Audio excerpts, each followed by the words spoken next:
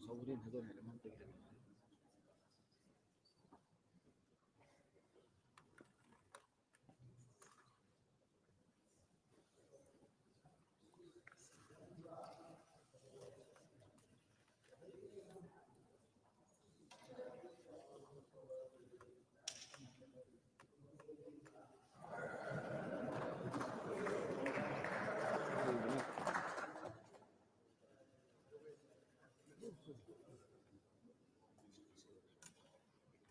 راح تقدر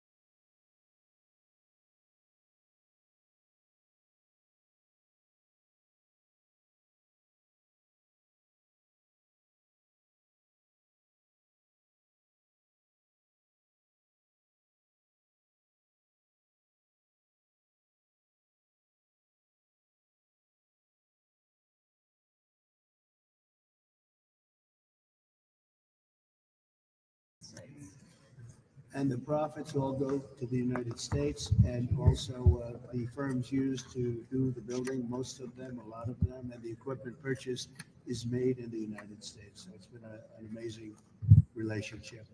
And we have a few others that we're going to show you also, but this has been great. Congratulations. It's a great job. Scott, do you have anything to say? And Howard? This has been an incredible trip in terms of bringing foreign direct investment into the U.S. and solidifying our position with our partners.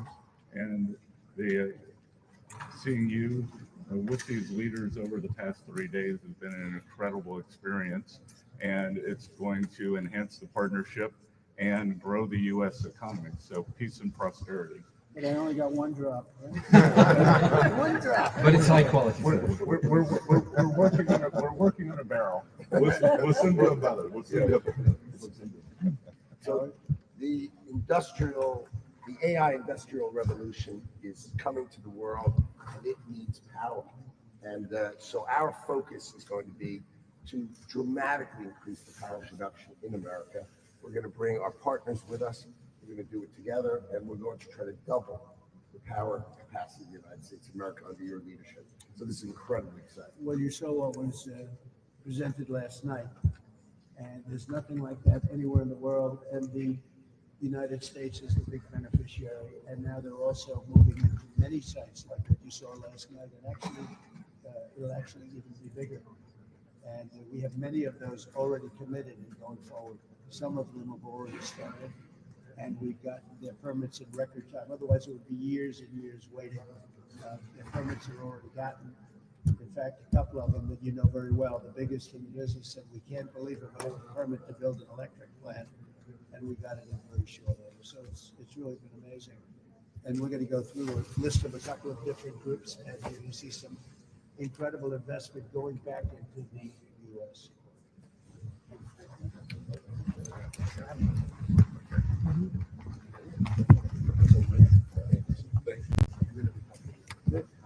Okay, this will be helpful.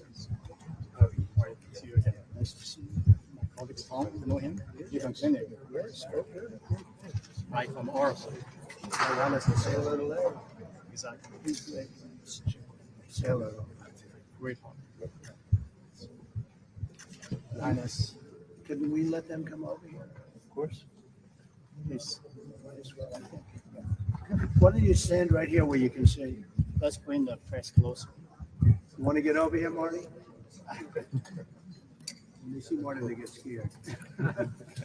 Marty's a symbol of longevity.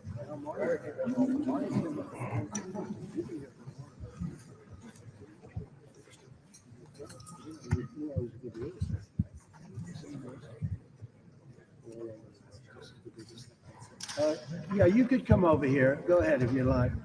We'll show you the individual. Bring the camera over here.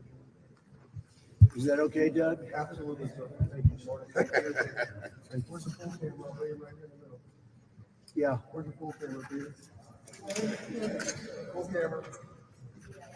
CBS, where are you? Wait one second, Russ, we'll get that. We're gonna go through Right here, Yes. right here, right here, Harry. Right here. Come on in. All right, sir. So this is very interesting on healthcare, and if you could take it away? Yes, sir. To pick up on my colleague talked sometime just now about the energy. Yeah. In the UAE, we changed the formula of Einstein of E equals to MC squared to E equals to I. Energy equals to intelligence. And last night, you unveiled an amazing project, the largest intelligence factory to be built outside the United States. And we believe the best use case of intelligence, AI, is in healthcare. As much as we follow our colleague Elon Musk going to the outer space, we believe the inner space of humanity need to be better explored. And that's why healthcare is so critical. If you allow me, Mr. President. Here's a brief overview of what we together with our US partners, the company was the most intelligent healthcare systems. Intelligent means it's low cost and high quality, equal access to all. So we have linked all the hospitals and the ecosystem of healthcare into the providers, patients, and payers in a single network. So all the data is in one single place. No paperwork everywhere, wherever we go. We already are applying AI from medical imaging to doctor dictation across all hospitals in the US. And $4.5 billion numbers of clinical and insurance records are consolidated. Most importantly, we have the largest genomic program in the world, bigger than UK government. Almost 1 million people have been sequenced. So this is gonna make a tremendous difference on health. You're just gonna find out what's wrong with somebody a lot quicker. 100%. You know, we invented the large language model. It unlocked the secret of human thinking and communications. Now we need to build a large biology model. Because our biology is different language than English, Russian, or any other language. This is a new AI platform we're building with our American partners.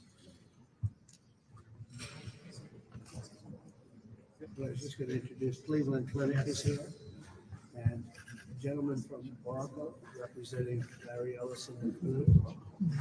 Larry's a great guy, great man, actually. And you have the best partners, and again, they're working here, they're US companies, and it's all ultimately coming back to the US, and they'll be doing even bigger versions of this. This is a real pioneering thing. And so many good things are going to come out of AI, but most of you haven't seen yet. But the number of plants being built in the United States is at a level that nobody could even imagine. And the big ones, right? The really big ones. And what we showed last night was fantastic. That was great honor. With a great leader in this country. So, Barry, would you like to say something? Yes.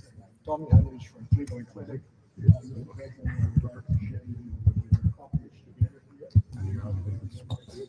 You can see here, since 2008, there was just a small island, and this is in 2025. This is Cleveland Clinic in Abu Dhabi.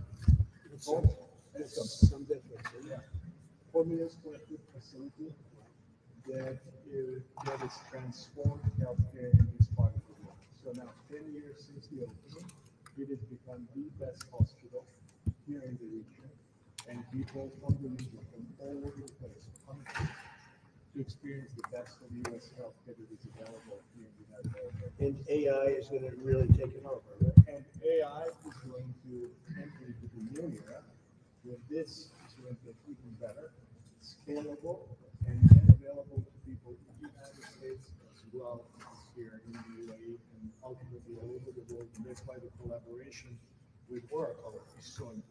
Two great US companies benefiting, and it comes back to our country. And they're doing things like this and even at a bigger level.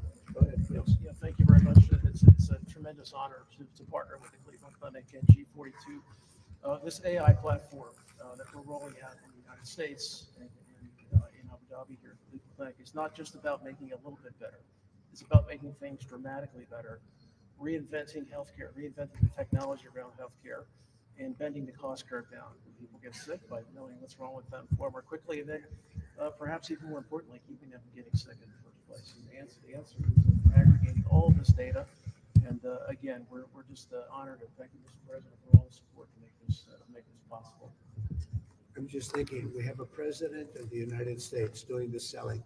You think Biden would be doing it? I don't think so. But it's so important. I think I have to be a cheerleader for our country. That's why our country is doing so well. And it's people like this that we appreciate it. Great job at Cleveland Clinic. Say hello to Larry. And now we'll take a look at aviation.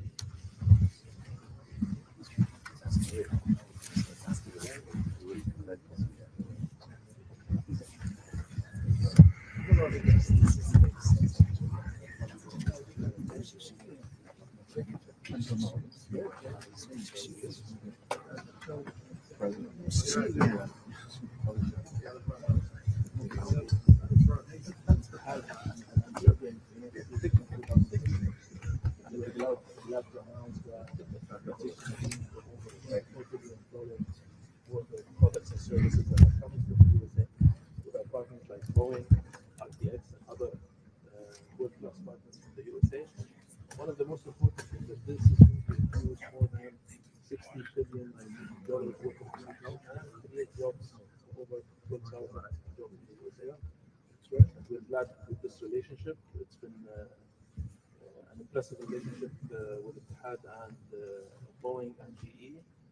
And Mr. President, we are also doubling our capacity and our fleet with Boeing from 57 to nearly 100 aircraft. And we just reached the deal also with Boeing so far, and it's been an incredible relationship.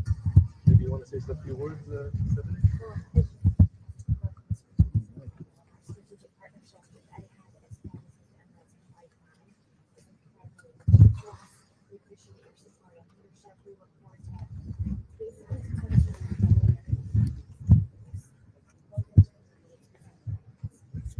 Kelly's doing good. Kelly's been here for a couple of days. That's very good. Mr. President, our backbone is actually Boeing. And this and is Mr. President, and tells you a lot about the relationship that we have with the US. And our CEO also. You buy mostly Boeing, Yes, completely Boeing? the backbone, over 70% of Boeing. It's just my opinion, but Boeing makes the best plane. And they've had some headaches over the last few years, but they make the best plane, and you see what's happening. And it's not the only case, but a lot of people are ordering the Boeing jets, and they're gearing up. And I think it's going to be one of the great stories. And the General Electric engine is phenomenal. The big body General Electric engine is phenomenal. So it's great to see. Thank you. So you focus on Boeing, then? Yes. And And the G and 20% less fuel. Really big efficiency and It's a hot engine. so it's a very hot. That's good. 20% less fuel. That sounds good. Mr. President, we How have many engines will they be buying then? about 100. And are they the biggest engines at this point? The 777X, yes. That's the biggest one. That's the one we're hearing about. And it's an amazing plane. We're really excited to. They had a breakthrough GE on engines. Their big engine is the hottest engine there is. It's through the roof. And General Electric, you talk about a comeback. General Electric has made one of the great comebacks, and it's both in healthcare and other things, but and your engine, I think that's really maybe the greatest story of them all. They came out with a way to make a better engine with 20% less fuel, and it's a tough combination. So congratulations. I was with Larry yesterday, and he's done a fantastic job. And great customer service. Yeah, Which is very yeah, important. that's So true. it's not only selling the engine, but keeping the engine running. That's really important. You can be proud of yourselves. So a tremendous investment being made in the United States by this group and this airline. And they don't need financing. Subject to financing. They don't say subject to financing. No problem. So thank you very much. What a great. Come here, please. Here, you can see. The first airline we have the PGA Championship going on there right now. So today we will hurry up and you get some food. And also, just has this only first facilities in Asia and Middle East, and so far we've been passing to good clearance over 1 million passengers. A lot of other people are looking for that. I'm very proud to have this relationship with the USA and we have a lot of value. That's good. And finally, Mr. President, we just signed also the naming rights of the New York City Football Club by Etihad. Oh, good. And we're spending over $18 million. So where is in Queens? I know the area. Explain it to me. I grew up in Queens. I know the area. Oh, that's great. That's where they used to fix the cars. A lot of other things got fixed there. That's a great site. So how many people in that site? 25,000. Is that probably 100%? Yeah, they'll be Will they be using that in the Olympics? Yeah, because it's broad for some of the games. It's going to have to be that, but it's, you know, yeah. We have the World Cup coming, and we have World Cup coming, and we have the Olympics coming over the next couple of years. That's great. Yeah, another. You're going to do great with this. I know this location. See, you were born here. Yes. It's a good location. Yeah. Thank you. Congratulations.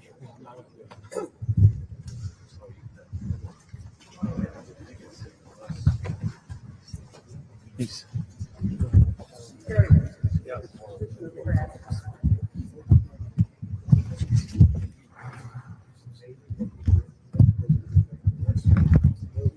Good. Here's a big, very special project. Please, go ahead. So,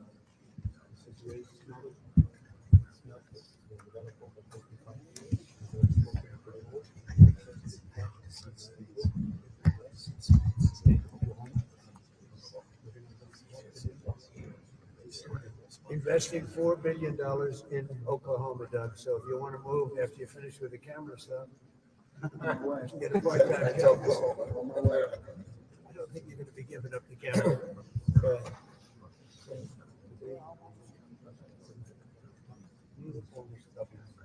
That's good. So what percentage growth are you implemented in the U.S.? That's good. This is going to be a lot. It's fantastic. What we'll do.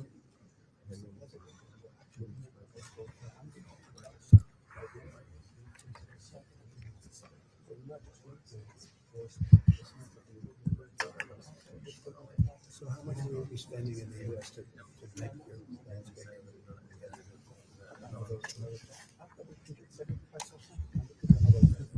Right, no, before the expansion.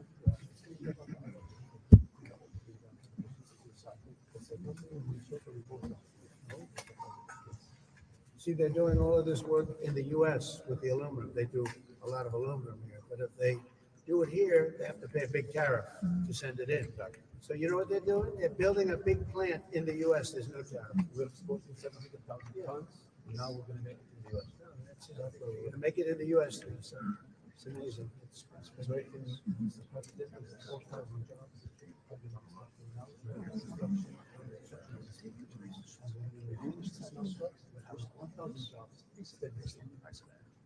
You know the sad part?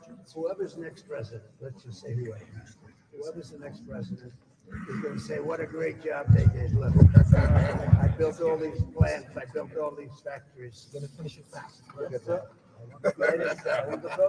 Now, can you imagine? I'll be sitting at home, who the hell knows where I'll be, and I'm saying, I did that, and everyone will say, but somebody's going to be cutting a ribbon, and, well, we're going to be finished off with that. But somebody's going to be taking the credit for this. You remember, press. This guy did it. Go ahead. You're gonna get us. We're gonna go fast. Get us across. Go fast. They're going to go fast.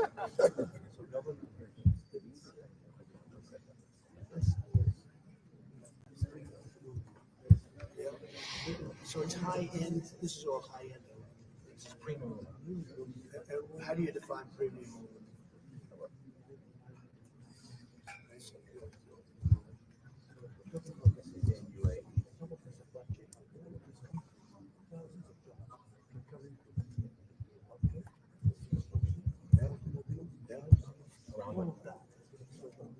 Where do they use premium aluminum? What kind of what Industries. engines?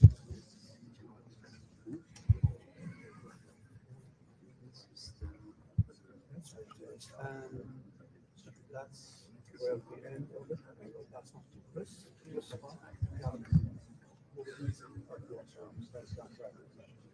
One of the byproducts of aluminum production, the critical chemical gallons are incredibly important. It helps. You do the Patriot. Yes, sir. The Patriot missile. Yes. And so for the range that's required, surgery that's required, you need gallons. So what this does is it ensures you have space. This is done very quickly in the world, and make sure that it's plentiful. How much aluminum is used in the Patriot missile? It's gallium, so that's the important part. Gallium comes from the world. And of course, we use aluminum. So very important all around. So gallium in particular to the incredible defense system. How do you define gallium? How do you define gallium? Most people don't. Yes, we're a rare earth metal. Yeah.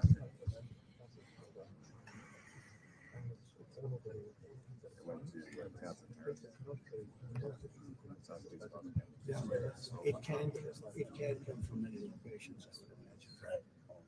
Can today the descriptive bullets that we point on China. So we can make sure we continue to have access to it for our defense system.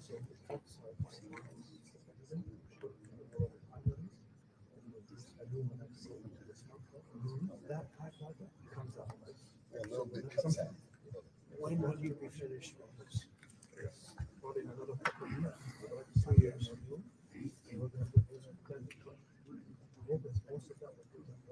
We'll go for an incredible high power. Our allies, gallium. That's good. You have to find other locations. Absolutely. You do have to find other locations. Mr. President, Tulsa with the governor. Yeah, Break ground over there. it's great. It's a great place. So I won Oklahoma. They have 77 counties. But I won all 77 3 times in a row. Second was Ronald Reagan. He won 56 of the 77. I won all 77. So you better behave. I will think about to buy you aluminum. No, it's a great company, great. But you see the big investment that's being made in building a massive plant, expanding and building a massive aluminum plant in Oklahoma. I love Oklahoma. That's something, 77 out of 77, all 3 times. So, great. Thank you, everybody. Thank you. We have one more. Thank you. Great job. Thank you.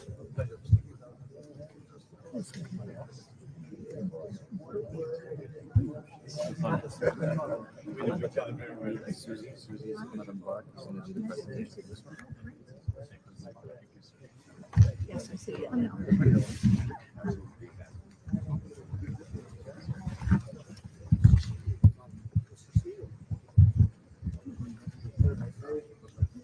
Discuss the power of collaboration.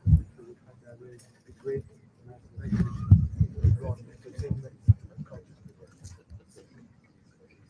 partnership, Mr. President, between the United States of America and the United Arab Emirates. Starts off, our culture drives our aspirations and ambitions, harnesses our heritage to shape the future across cultures. Saadiyat Cultural District is a district that celebrates global culture. It is one of the greatest concentrations of cultural institutions. It consists, Mr. President, the Guggenheim Abu Dhabi, the Louvre Abu Dhabi, the Sheikh Zayed National Museum, the Natural History Museum Abu Dhabi, Team Lab Phenomena, and the Abrahamic Family House. That is fantastic. Ooh. That is fantastic. You can see that short. Good. Ooh. Mr. President, the Guggenheim Abu Dhabi, the largest Guggenheim to date. If we take the Guggenheim in New York, Mr. President, it fits in one gallery. So this is the Guggenheim, the largest one by far. And the famous Guggenheim in New York can fit in one galley. And they have, how many galleys do you have? 28 galleries. 28. Yeah, 28. Fits in one. Wow. Who's the architect? Designed by the great Frank Gehry. Oh, did he do the whole? Yes, sir. He did all of it. Yes, sir. Frank Gehry. Yeah. It's just the Guggenheim. Beautiful. And Mr. President, construction will be completed by the end of this year. And we're going to be opening early next year. Good. That's great. Mr. President, we have a global collection, which includes some of the best American artists. As you can see, the Gilbert Stuart portrait of George Washington resides today at the Louvre Abu Dhabi. It's a phenomenal portrait. And we also have great contemporary I've artists. been looking for that painting for the Overlord. I'll bet you'd let me have it for a little while. Yes, sir. I know him very well. One word, he'll let me. I'll bet if I said, you'll give it to me. Okay, go ahead. Mr. President, Abu Dhabi is the greatest city with music. It's been instilled by UNESCO. We have great American partners with us here. We have Berkeley School of Music that's helped us socialize music with our educational programs. We just hosted an Abu Dhabi International Jazz Day with Herbie Hancock. Of course, we're partnering with the Grammys, the Recording Academy, for the MENA region. Mr. President, Abu Dhabi is the home of entertainment. And to be a home of entertainment, we have partnered with some of the best US partners here. Warner Brothers Abu Dhabi opened its door in 2021. At the time, it was the world's largest indoor theme park. We also opened the first Warner Brothers hotel in Abu Dhabi with great IPs like DC, the Jetsons, Flintstones, Looney Tunes, and Tom and Jerry, and others to come. We've started construction this summer of the first Harry Potter themed land. It's going to be a marvelous place, also all indoor. We also opened, Mr. President, SeaWorld Abu Dhabi here in Abu Dhabi, and now it's become the world's largest indoor marine life theme park in the world. And of course, working with our good friends from SeaWorld, we opened the first research and rescue center, first of its kind in the region. And now, Mr. President, is where the magic happens. We just signed a phenomenal deal. Sure. Just read about it. Yes, sir. This will bring the magic of Disney to the region and beyond. This is going to be the most technologically advanced park ever built, and it's going to bring a whole new world of imagination to the region. Of course, Mr. President, we love sport, and sport entertains the world. We've also partnered with some of the best American institutions to bring that to the world. Of course, Formula One, that happens every single year in December here in Abu Dhabi. It's the last race, and it brings thousands of visitors from around the world to enjoy the race. So that will move to this area. It's currently on Yas Island. It's an island of entertainment that hosts theme parks and many Boy, sports. that's a great way to do it. Go ahead. That first image, Mr. President, with the golf course, that's what he built. That's what he That's great. Yes, sir. I know you're a fan of the golf courses. The golf course is designed by an American golf architect, Paul Phillips. It's one of the top 50 golf courses around the world. Of course, Mr. President, the UFC are great partners. And everything we do, Mr. President, is about long-term partnerships. We've hosted this partnership since 2010. We've extended it till 2029. We host several fights here in Abu Dhabi. We host a fight night, and we have the championship fight at the Abu Dhabi. We're also working currently, Mr. President, to having a center of excellence with the UFC here in Abu Dhabi. Also, we've been investors in the UFC, Mr. President. And there's nobody better than Dana White. We made a lot of money with him. He's a good friend of ours, a great investor. Mr. President, Jiu-Jitsu is our national sport, and we export Jiu-Jitsu to all over the world. And predominantly, one of our biggest partners is the US, where we host several championships throughout US cities. Last year, we hosted the World District Championships in Dallas. That's a partnership we want to grow. 40 events launched from 2009. Mr. President, sports. Again, we have a fantastic relationship with the National Basketball Association, where we host exhibition games every year here in Abu Dhabi. Thousands of fans from around the world experience this fantastic sport. Since we've partnered with the NBA, there has been a 50% increase in regional participation between young boys and young women. Also, Mr. President, we do sponsorship deals with the Boston Celtics, the New York Knicks, and Madison Square Garden. Of course, you can't go to Yas An without being the home of entertainment. Last year, we had 111 events, 1.6 million attendees, musical events from all over the world, predominantly from amazing musical artists coming from the United States of America. And of course, to host them moving forward, we're going to host them in the Sphere of Abu Dhabi, similar to the one that's in Vegas, but it's the 2.0 version. Similar size. Yes, sir. 22,000. It's a good one, yeah. And this will be It's bigger, I think. This will be slightly bigger, and the technology will be slightly enhanced. Thank you, Mr. President. Thank you very much. That's amazing. These are all American companies. They're doing very well here. We work together. So it's not only the investment coming in by the hundreds of billions into our country, like you see in Oklahoma, like you see all over many of the jobs with Exxon and Boeing and so many great companies, but we work together, and the money that's made here comes back to us, and many of the contractors, I would imagine, come even for this. They come from here. Plus, a lot of the entertainment itself comes here. So it's an incredible thing. Now, here's the good news. I've been doing this for 4 days. I leave now and get onto a 42-year-old Boeing. But new ones are coming. New ones are coming. And it's been an incredible 4 days. It's I want to thank your family. Your family is so unbelievable, the job they've done. And your father has been really incredible. The job they've done here is incredible. And we've made it work. And, you know, they were being wooed by others. But there's no more wooing. I think we're in pretty good shape. There's no more wooing. I've been friends with these leaders, 3 leaders in particular that we saw over the last 3, 4 days, 5 days. And they're great people. They're great people, and they love our country, and we love them. So it's been a tremendous time, and now it's time to go back home. My daughter had a baby. I'm going to go back home and see that little baby. And then we get back to a lot of work. We'll see what happens with Russia and Ukraine. I think it's something that's just, you got to stop the killing. 5,000 people a week, 5,000 young people a week on average being killed in a war that is going nowhere. It's a shame. Should have never happened. But we have other things to do also. Plus we have an Iran situation, which we're going to take care of. One way or the other, we're taking care of. It'll be taken care of 100%.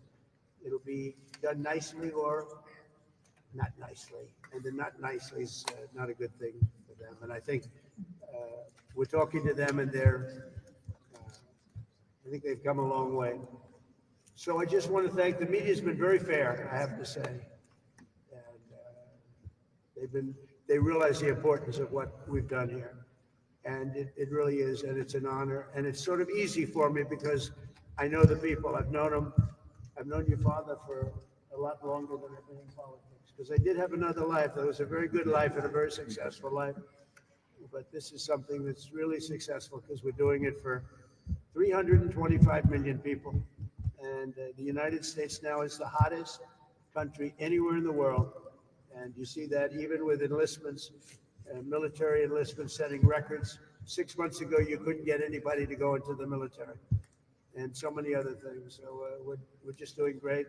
We have probably, I was saying 2 days ago, we have $10 trillion of investment, and now the 10 trillion is probably 12 or 13, I think. Howard, I think we're probably looking at 10 to, now we're looking at 13, maybe $13 trillion. These are numbers that nobody's ever, even you guys, you've never heard of them. These are numbers that nobody's ever heard of before. We're not as big as the United States. You know, better not be. We're a bunch above our weight. That I agree. That's, if you get that big, I'm gonna not like you so much. So I want to thank everybody. The media's been great, and we'll see you guys back in Washington D.C. See you. Even Peter's being nice today. How's your daughter, sir? Is she well? I mean, you had a chance to FaceTime? You get a chance to talk to Yes, her? I have spoken to her a couple of times. She's doing great. The baby's great, and we'll be seeing them very soon. Very nice. Thank you very much. You mentioned Russia. Can we ask you a quick question on that? Yeah. You said that you didn't expect him to go if you didn't go. The question might be then, when are you going to do it? Why wait? What's Well, the holdup, so to speak? I think it's time for us to just do it. I said, they all said Putin was going, Zelensky was going, and I said, if I don't go, I guarantee Putin's not going. And he didn't go, and I understand that, but we're going to get it. We're going to get it done. We got to get it done. 5,000 young people are being killed every single week on average, and we're going to get it done. Were you surprised when Zelensky didn't show up either? Were you surprised when Zelensky didn't show up either? No, he didn't show up because he heard Putin was going. So When do you think you'll meet the president? as soon as we can set it up, I would actually leave here and go. I do want to see my beautiful grandson, it's a son, and we'll be doing that. But I will tell you that the world is a much safer place right now, and I think in 2 or 3 weeks we can have it be a much, much safer place. We're going to handle a couple of situations that you have here. We have some very serious situations, and we're looking at Gaza, and we got to get that taken care of. A lot of people are starving. A lot of people are. There's a lot of bad things going on. Okay. Thank you all very much, and in particular. Thank you, sir. Always a pleasure. Thank you, Mr. President. Press is holding.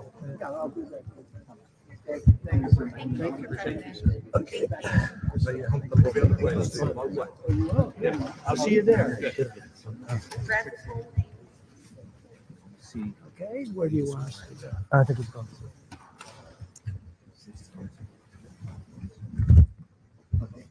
I told right here, we're gonna go back to Lisa.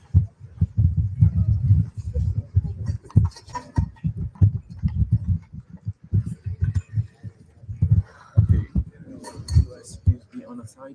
UAE, please be on a side. Okay, US media, come stand by me. US media, please could you be on a side? By me. UAE media, please could you be on a side? Travels, brother. Yeah, I'll see you on the other side. Yeah. U.S. media on this side, UAE on this side. UAE over here. US right here. Sorry, look in the armpit. That's what that smell like? Hey, Warley, Alex. No, all my lovely. That was clear from the beginning. Yes, ma'am. Understand. Understand. Understood. Mark.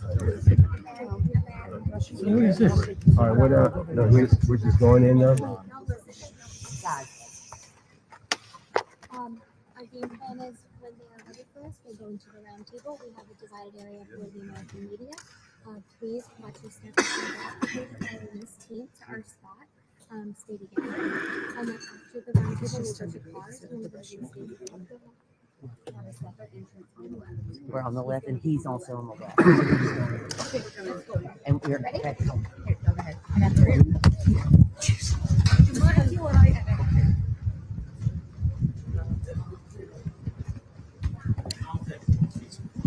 Plenty of room there for us, guys.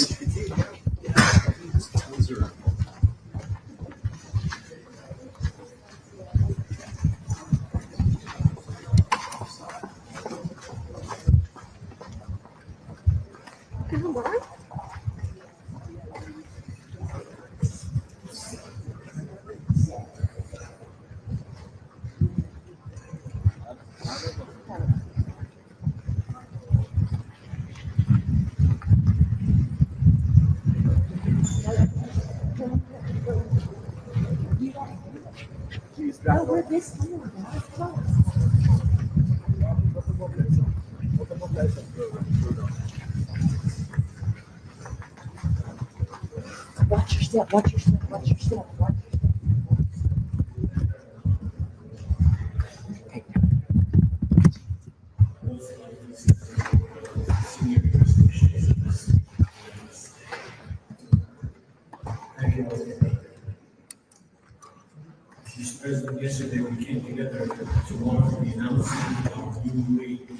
US 5 gigawatt and to have you join us in inaugurating the 1 gigawatt AI cluster, a historic step forward in the UAE-US partnership on artificial intelligence. This initiative provides tens of billions of dollars in sales, technology investment in U.S. companies, and places our partnership at the forefront of the innovation economy. Joining me today are many of the UAE key business and government leaders. Mr. President, this group represents over 3 trillion.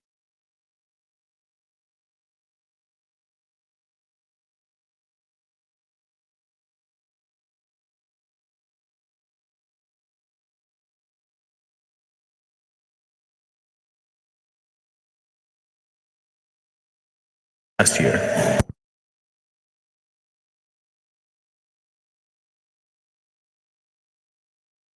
Source of foreign direct investment into the U.S. following this year's announcement of $1.4 trillion committed to the U.S. economy. After hearing from business leaders across key sectors just before this meeting, I'm pleased to announce additional major initiatives, Mr. President. Emirates Global Aluminum is investing $4 billion to build a new smelter in Oklahoma. It has 34 new Boeing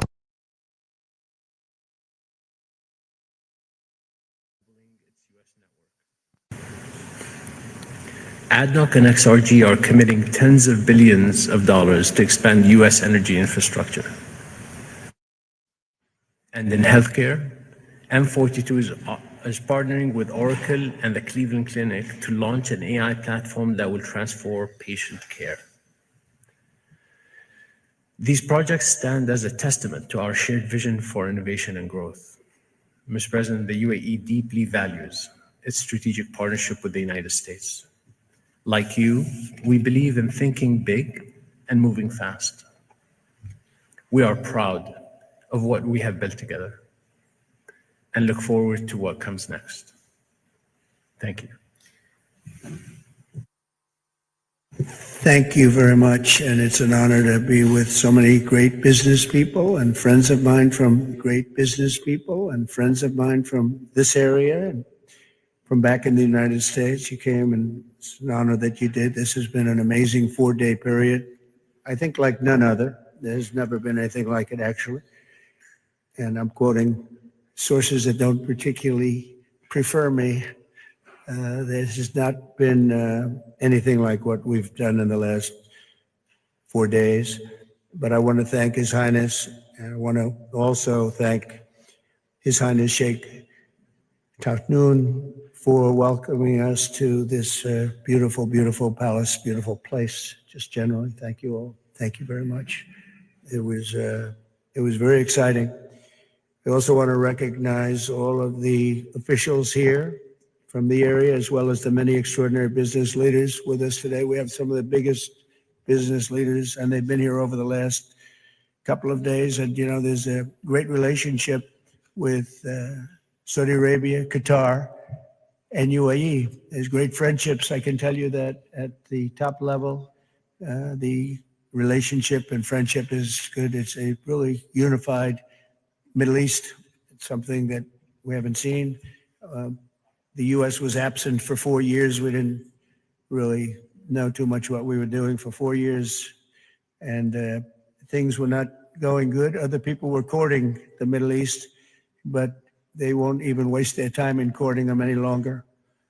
The people in this room have helped commence between the United States and United Arab Emirates, grow $34 billion a year, America's second highest total in the Middle East, and catching, I mean, going, but you know, the other one's going up very quickly also. The United States has also put $19.5 billion trade surplus with UAE, and we are really thriving economically. And over the last period of time, we started it 8 years ago, the relationship, and then it was interrupted, as you know, sadly interrupted and not much happened. Nothing happened, actually. But the relationship is now at a much higher level than it ever was, and it's going to only go in one direction because of the relationship. We have American companies, we have Exxon, Oracle, RTX, Qualcomm, and many others, too many to name. Disney, I see that new theme park is going to be incredible. Bob Iger was in my office the other day, and he was showing it to me. It's going to be incredible. But we're making great progress toward the $1.4 trillion that UAE has announced that it intends to spend in the United States over the next couple of years. Yesterday, the two countries also agreed to create a path for UAE to buy some of the world's most advanced AI semiconductors from American companies, a very big contract. This will generate billions and billions of dollars in business and accelerate the UAE's plans to become a really major player in artificial intelligence. And I read where the oil and gas and oil is great, but you're going to have equally big and maybe even bigger at some point. You'll be surpassing it with AI and other businesses. So that's a great tribute to the job you've done here. The United Arab Emirates is also making incredible strides in industries like energy, real estate, and manufacturing. And I see it just in the drive out. And when you look at this building is amazing. We were here last night in the big auditorium, and it's amazing. It's really nothing like it. The global aluminum from the Emirates has been the talk of the aluminum business. They're very big with aluminum. And now they're going to be spending a tremendous amount of money in one of my favorite places, Oklahoma, on expansion. And I said, just build your plant inside the United States and you have no tariffs. And that's exactly what they're doing. And that's what many, many companies are doing, the auto companies, all of them. There's never been anything like what's happening right now to the United States, I can tell you. Nothing. There's never been anything like it. We're at a level that no country has seen, I don't believe. We have, every time I meet, I usually increase it by about $1 trillion because we get news of another investment. But we're probably in the 12 to $13 trillion range of investments. And you can have a administration go for years and not have anything like that, and not only not that, have less than $8 trillion, and I think we're heading toward the 12 to $13 trillion between projects already announced, mostly announced, but some are going to be announced very shortly, and literally very shortly. And two things are the factor. Number one, November 5th, that was the election. We had the most successful election that, in memory, they said one of the major media sources said the most consequential election in 129 years, and that gives us a mandate. It gives us a mandate to do the right things for businesses. We can do what we want to do because there's so much incompetence shown in the last 4 years that people just don't want it. They don't want to have that anymore, whether it's the border where people pour into our country without being even checked or looked at. 21 million people, many of them are not the people you want. I'm going to be very nice because this is a little bit different setting, but they're not the people you want. But we now have 99.9% closed. Nobody thought that was possible.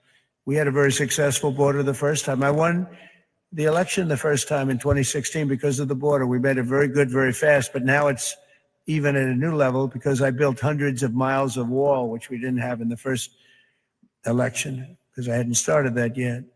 But we will soon have a very safe country. We're getting people out. We need help from the courts. The courts are trying to think that they're taking privilege that they shouldn't have. That was not what the election was all about. The election was they want people that shouldn't be there, people that are criminals in many cases. They want them out. They want them out. We're going to get them out fast. We just reached a fantastic trade deal, as you know, with the United Kingdom, which was wonderful. And we have another big one that we just reached with China. The China deal is a very big deal. It's in the process of continuing to be formed.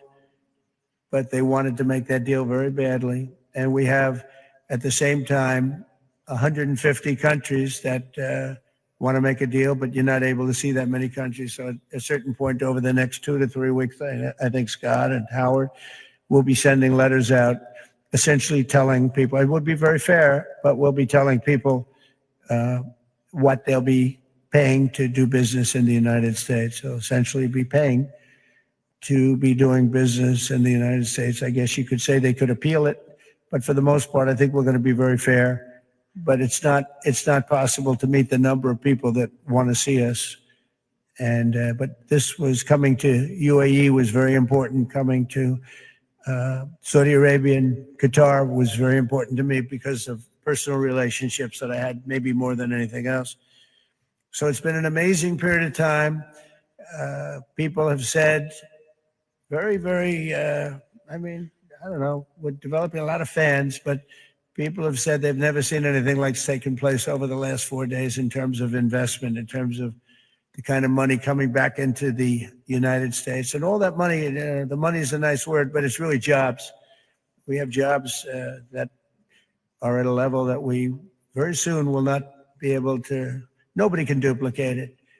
And people want to be our partner. They want to be investing in the United States. And they weren't doing that. They weren't happy with the United States for a pretty long period of time.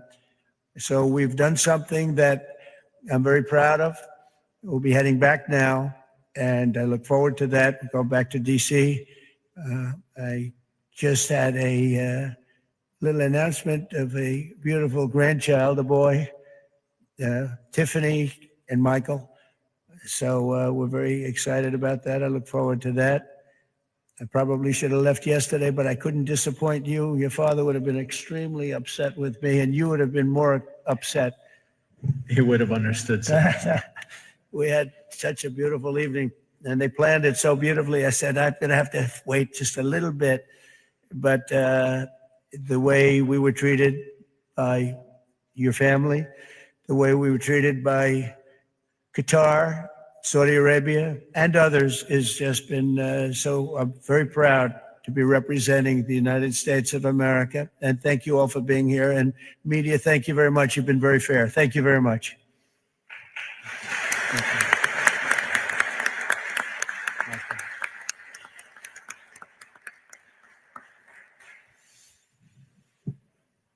Mr.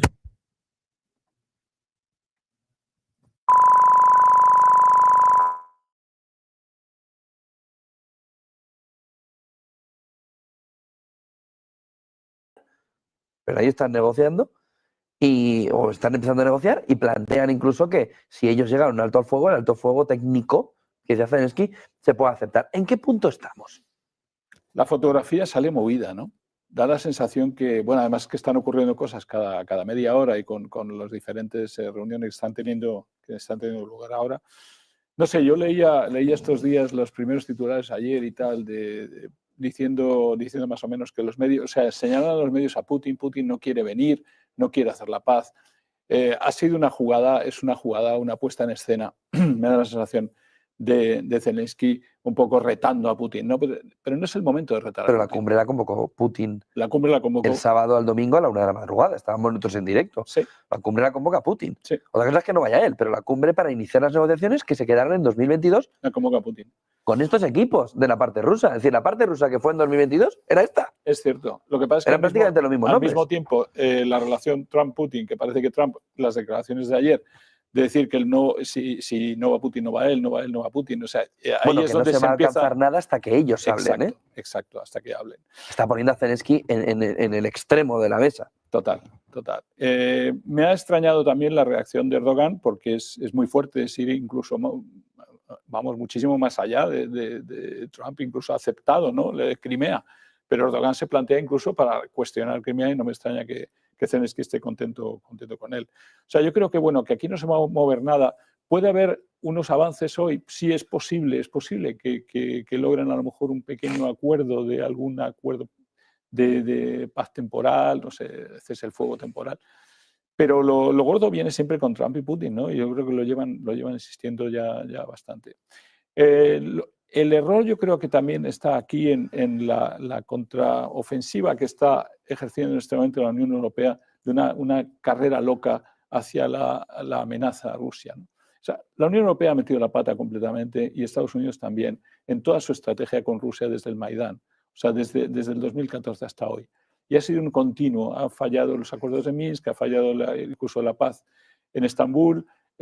Al principio de la guerra han ido cayendo cosas siempre con la idea esa que tiene la Unión Europea de que puede con una potencia nuclear como la rusa. Ese error de partida en el que sigue insistiendo todavía Europa hoy es un pataleo, porque sabemos perfectamente, además lo decía el propio Rotten, ¿no? Hoy, cuando hablaba de que aquí vamos a tardar 3 años o algo así en crear un armamento que los rusos crean en 1, estamos en una relación de 1 a 3 de tiempo. No hay nada que hacer en cuanto a conflictos y en cuanto a enfrentamiento con Rusia. En lugar de asimilar que eso no se puede, lograr, hemos seguido la carrera hacia adelante, poniéndonos incluso por delante de Estados Unidos frente a Rusia, ¿no? Entonces estamos mucho más beligerantes, mucho más belicosos, pero sin nada detrás. Para mí me muestra una cierta ineptitud total de nuestros dirigentes europeos. En este momento no hay una voz común. Por un lado está Alemania, que se está armando tremendamente, sin saber muy bien a dónde va a llevar todo eso, y luego están las declaraciones del secretario general de la OTAN, que dice que nos tenemos que llegar al 5% de armamento. Pero vamos, al 5% de armamento supone que sacrifiquemos durante 3, 4 años un 1% o algo así de nuestro Producto Bruto. ¿Estamos dispuestos los españoles, los italianos, los franceses, que ya nos cuesta llegar al 2 y al 3, a perder 1, 1/3 de nuestra riqueza, solamente por llenarnos de armas con un supuesto ataque, cuando el mundo está cambiando y lo que estamos viendo son acuerdos entre Trump, los BRICS, los Emiratos, Rusia, China incluso, porque van a acabar reduciendo los aranceles y esto se solucionará? O sea, todo el mundo actúa de manera inteligente y estratégica, bilateral, sacando ventajas bilaterales con Emiratos, con demás, y Europa sigue en el antiguo modelo que no sabe qué hacer, patalea contra Rusia, pero no tiene una voz común. Y no la tiene porque no somos una unidad política. No se nos ha dejado ser o no lo hemos querido ser, pero no somos unidad política. Entonces no podemos movernos como Trump en la nueva forma de hacer política. La nueva forma de hacer política son acuerdos bilaterales. Ya no hay acuerdo mundial del comercio. Ya no hay nada de nación más favorecida. Se ha roto todo el sistema. Y lo ha roto Trump a propósito para hacer una América más grande. Y no le está saliendo mal. Y si consigue no tener inflación, nos va a enseñar un nuevo modelo de actuar. ¿Que decimos que es mucho más egoísta? Puede que sea mucho más egoísta, pero la liberalización comercial realmente ha hecho ganadores y perdedores. Ha hecho ganadores y perdedores. Trump es consciente y no quiere ser un perdedor. Todos pensábamos que ganábamos todos, pero es que no hemos ganado todos. Entonces, a lo mejor ahora el tema está en acuerdos preferenciales bilaterales, la multiplicación de ellos, pero no veo a Europa moviéndose en ese sentido. No veo a Europa con Emiratos, no veo a Europa con Rusia. En este entorno, ¿ves aún así el final tanto de la guerra comercial como de la guerra en Ucrania, que son los dos elementos que el mercado está mirando? Es decir, la guerra comercial solo tiene una pausa de 90 días. Es decir, no sabemos qué hay a la salida del túnel, vemos que hay una luz, pero no sabemos qué hay a la salida. Y en cuanto a la guerra de Ucrania, con todo lo que hemos visto y todo lo que nos has contado, ¿crees aún así que hay un movimiento hacia la paz que debería cerrarse en un entorno del verano? A ver, en cuanto a la guerra comercial, creo que vamos bien. Creo que vamos bien. Esos 90 días, para la mentalidad china, que es de paciencia, les va muy bien y están acordando cosas entre medias. Estoy convencido que llegamos a los 90 días con una rebaja absoluta de los niveles arancelarios. Ya hemos visto una bajada casi de 100 en estos días, prácticamente anunciada, y vamos a llegar a una rebaja que se quedará en 30, en 20, en 50, en 40, pero llegará a un cierto número de acuerdos. Se va a negociar. El tema comercial arancelario me parece que lo ha lanzado, va a conseguir una subida de aranceles, va a conseguir abrir mercados, va a conseguir romper el sistema de comercio, pero no es una cosa que va a bloquear, yo creo, los mercados en el futuro. No me parece, incluso a 90 días, porque China lo hace de manera inteligente. Y luego, en cuanto a la guerra de Ucrania está ganada prácticamente por Putin ya. Y cuando tú has sido abofeteado y menospreciado por Europa y por Estados Unidos durante todos estos años, tú no negocias fácilmente, tú no te vas fácilmente a la paz sin estar seguro que tus fundamentos, los fundamentos que estás imponiendo, los vas a conseguir. Entonces creo que solo llegaremos a la paz si Zelensky y Europa entienden bien, porque yo creo que Trump ya lo ha entendido, que hay que ceder en ciertos puntos con Rusia, porque si no, no habrá paz. Y a Rusia no le interesa una paz en la que no consiga los fundamentos que está buscando. Es una cuestión más. Europa, que además estamos viendo imágenes ya en la pantalla pequeña en Alemania, donde están reuniéndose para la cumbre europea, política europea, donde va a estar Zelensky, por cierto, con los líderes europeos, donde Político dice que los líderes europeos van a imponer un embargo total a Rusia después de que no se haya presentado. ¿Cuál es la posición de Europa? En un entorno, te abro un poco más en la fotografía, ¿no? Obturamos un poco más y vemos, esta mañana decía Bloomberg que el Foro Económico Mundial está pensando en Lagarde para sustituir a Shaw porque el cambio que ha habido ahora es de transición. Es decir, la confirmación también de que hay un movimiento de élites de poder global donde Europa es el epicentro. Cuando tienen que mirar quién sustituye, Bloomberg dice Christine Lagarde, Banco Central Europeo, para un entorno de una fundación, de un think tank, llámale X, profundamente ideológico y que ha movido la ideología de izquierdas en las últimas décadas. Sí. Lo que da la razón de que es el entorno de izquierdas, el entorno woke que ahora mismo está moviendo a la izquierda en el mundo. Es que si no hemos comprendido que el entorno woke no ha desaparecido de Europa, no solo no ha desaparecido, es que tiene una cantidad de dinero invertido no, es lo que manda. El entorno woke es el que manda en Europa, pero nos hemos quedado desfasados. El entorno woke está en caída, Estados Unidos lo lleva en caída, lo va a hundir, tiene sus objetivos muy claros para terminar con el wokeismo, pero Europa no. Nuestros dirigentes